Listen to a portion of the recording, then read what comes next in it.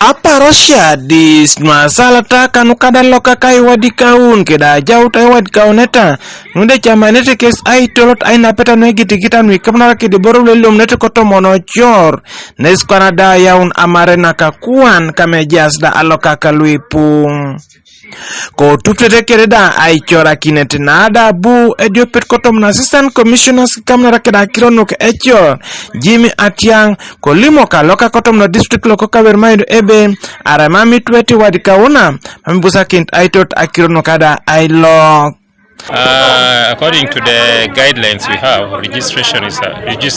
licensing is supposed to start from January to March, and then from April we start enforcement. But we recognize that we started the process of sensitization of people of Lake Yoga late. We should have done this process from around November, September last year.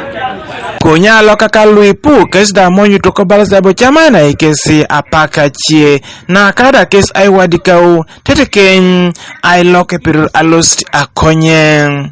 Idastunga itamtostunga mana eche pone la tunadum ni sirikina na alost ailoko. Do peka wanoti ya ikani pilai well meregwayo chata resirigi tutumia achiel. Donote amna wachulo lances. Amusuko yaro timo wakisa ara bosses goena chule wan lances bala bila wan jochi. Odwa atididi tweroti na mi pilai mesirigi tutumia tola dik. I am humbly telling you that it is actually too short. You see, some people got registered. But they do not have money to purchase boats. These boats are very expensive. So it is now a process of people first looking for money, then later on, if they have got money, then they will now register. So we're going to reconsider our roadmap, and then probably we shall give the people of Lake Yoga 1 month which to comply with the requirements of licensing. Your mess up county, omoto be your chick, team gia bear.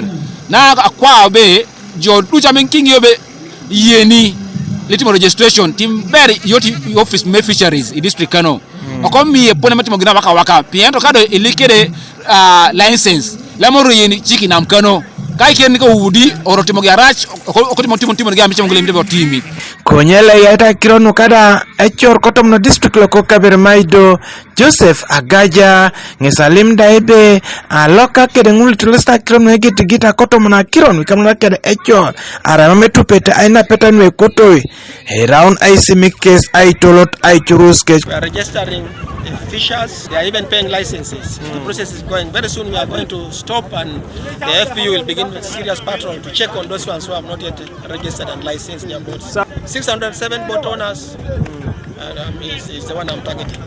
No license, no fishing. Michael Onyinge, TV East, Kabermaido District.